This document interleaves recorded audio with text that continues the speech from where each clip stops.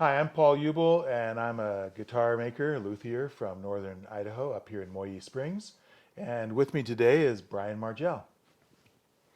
Yep, and we are fully vaccinated, so we're allowed to be within 6 feet of each other. We can sneeze on each other all we want and not worry about any of that fun stuff.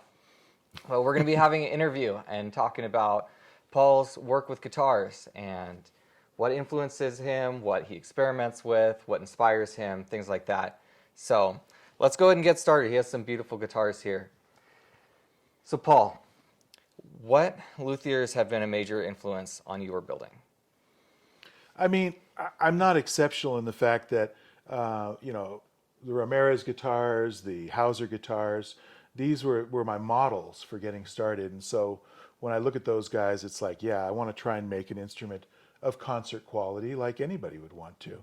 But when I first got started, when I was in college, I used the Irving Sloan book on classical guitar, as probably everybody in that generation did back in the 70s and 80s.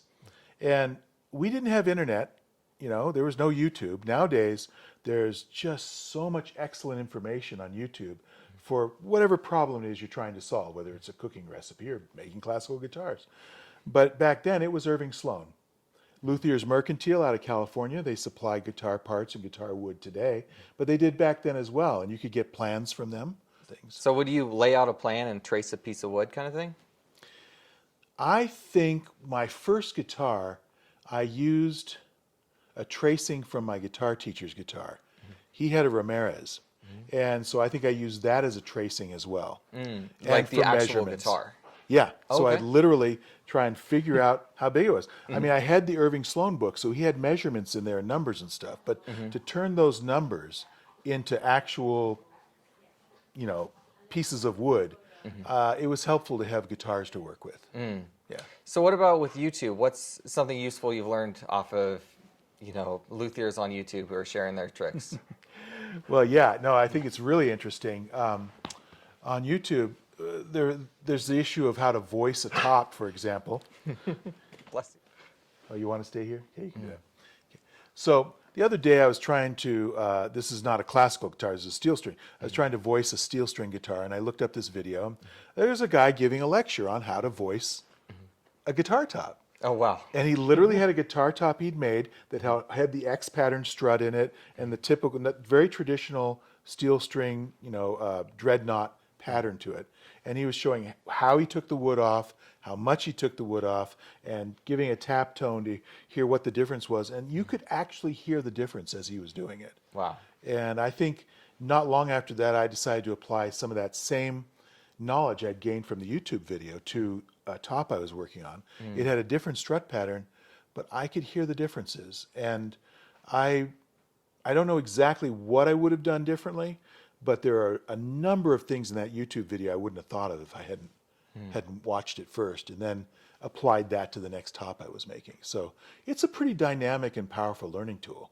That's amazing. And it sounds like a very collaborative mindset. People aren't competing and trying to keep their secrets to themselves, and people want to share good ideas.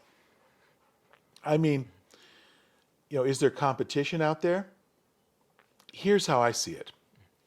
You take any of these guitars. Here's a guitar. It's got a walnut back. It's got a cedar top, sinker cedar top. It's got a laminated neck. I used mahogany, some maple, and some walnut to laminate the neck together. Wow. But the fact is, there are unique properties to every piece of wood out there. So I would imagine that every guitar a custom luthier builds would have a property that might speak to a particular guitar player. And it could be because that luthier is so exceptional, or it could be a combination of the lucky combination of woods and the skill of the luthier. And that's what I think. Yeah.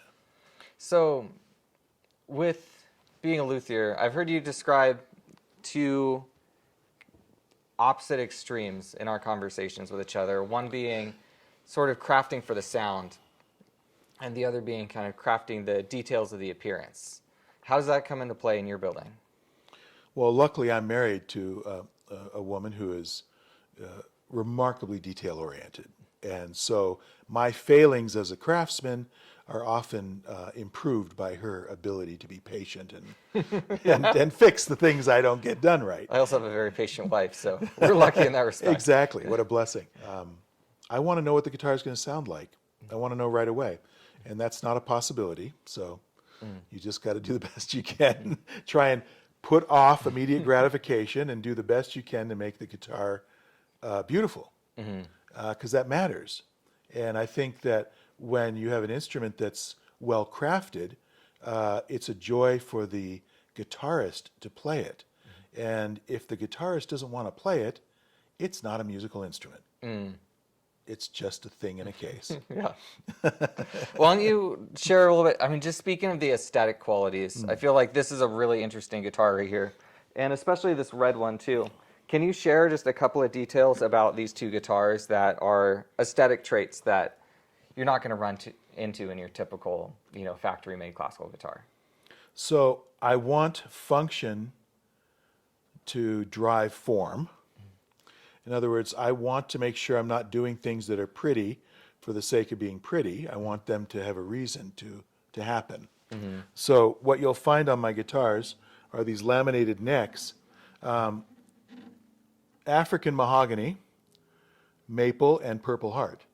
I don't know that I want to make a guitar neck from any of those individually. Can I interrupt you really Yeah. quick? What's Purple Heart? Purple heart is just a species of wood. Okay. It's literally called purple heart. Where would you find it? It would be not a North American wood. So in my effort to use local woods and sustainable woods, this wouldn't be top of my list. But it's not an endangered species. It's not on the list of woods that you have to be careful about importing.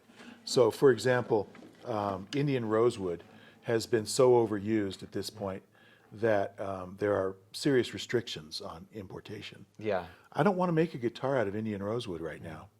I'm not sure, I want to try and use woods that are readily available, not controversial, and can still produce the sound. Yeah, I mean, I don't want to fill out 20 pages of paperwork to get my guitar into another country, right? Exactly. So, And yeah, obviously if wood is aged properly and it's the right humidity and it stays in a controlled environment, movement is unlikely.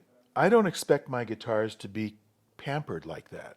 I want them to be played and played everywhere. So I decided that a laminated neck would allow the grain of the wood to move against each other in a way that would basically stop movement. But in essence, I'm making some very high-end plywood here out of African mahogany, maple, and purple heart. And the result is a neck that I think can't move over time. There's just too much holding it in place, the contrary grain of the wood.